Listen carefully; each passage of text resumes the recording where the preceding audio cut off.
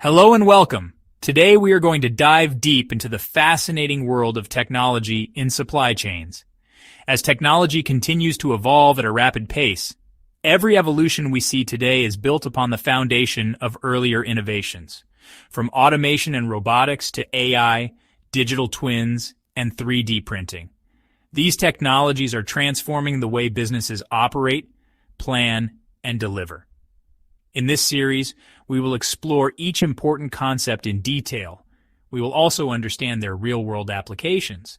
We will dig down into interesting facts and see how they are reshaping efficiency, sustainability, and decision-making across supply chains. Let's begin with first technology, which is more famous in our day-to-day life. This is known as barcodes. Before we know what is barcodes and its applications, imagine you walk into a busy supermarket on a weekend. People are rushing with trolleys full of items. At the checkout, the cashier quickly scans each product, and in just a few seconds, your entire bill is ready. Now pause and think. What if this scanning technology did not exist? The cashier would then need to type product codes manually, which means chances of errors, longer queues, and frustrated customers.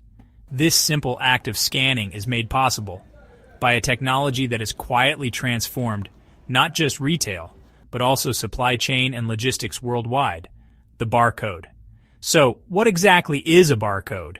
In simple words, it is a machine-readable representation of data in the form of lines, patterns, or symbols.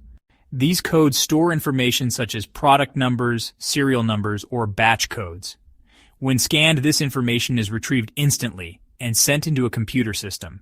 That is why barcodes act as a bridge between the physical product and the digital system. Now there are different types of barcodes, and each serves a different purpose. The first type is called one-dimensional or linear barcodes. These are the traditional black and white stripes that you commonly see on packaged products in retail stores. The second type is called two-dimensional barcodes. A popular example is the QR code, which can store much more information like website links, inventory details, or even payment data.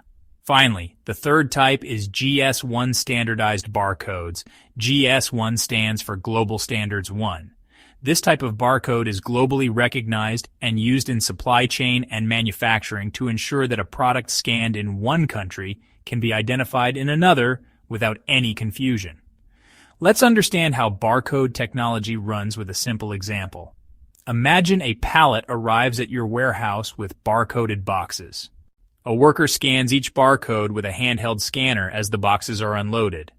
The scanner sends the code to the warehouse management system, which matches it to the purchase order and updates inventory instantly. If there's a mismatch, then system flags it for investigation. Otherwise, the boxes move to their storage location. Quick, visible, and low effort, right? Now let us move to where barcodes are used in supply chains.